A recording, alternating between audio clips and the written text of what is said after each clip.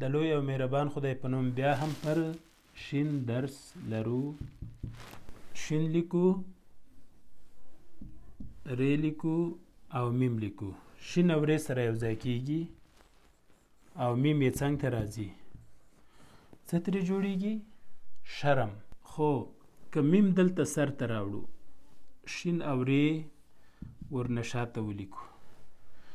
دلته شین او ری سره یو ځای شوي وو، خو دلته میم شین او ری درې واړه یو ځای کیږي.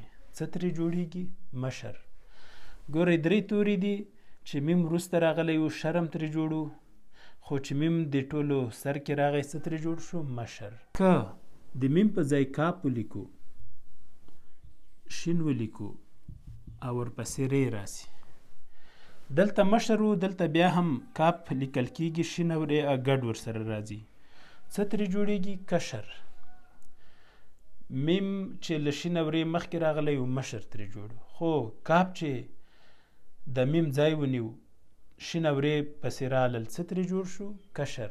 که شین چې منځ کې و سر ته راوړو، ری ورپسې شي او کاپ آخر ته راوړو، څه ترې جوړ شو؟ شرک.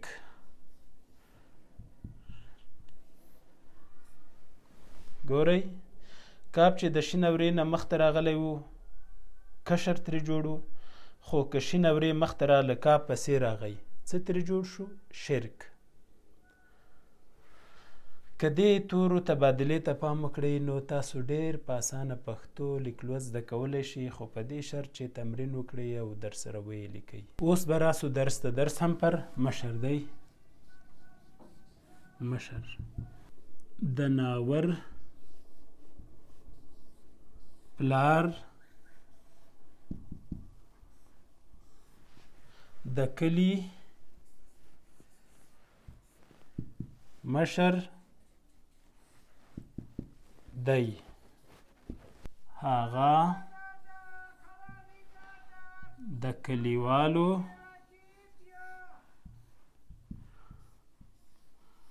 خدمت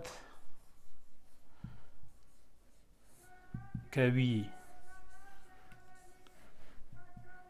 کلیوال خپل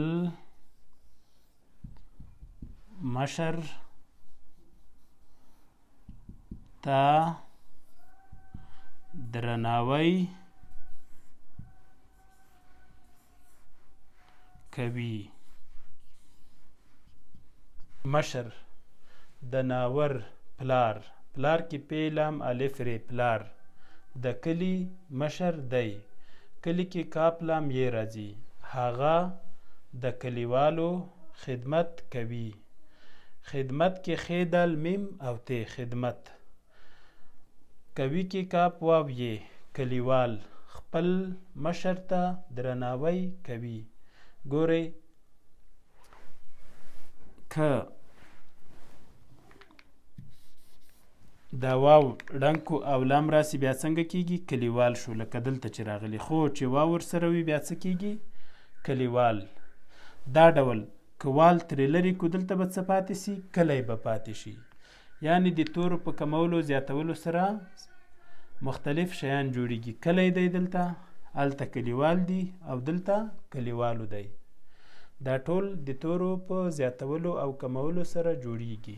مشر د ناور پلار د کلی مشر دی.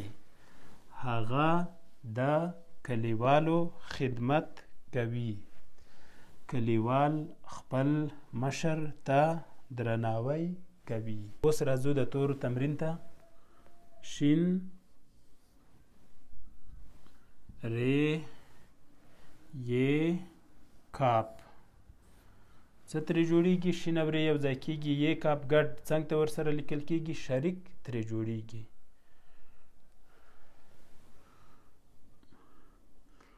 راځو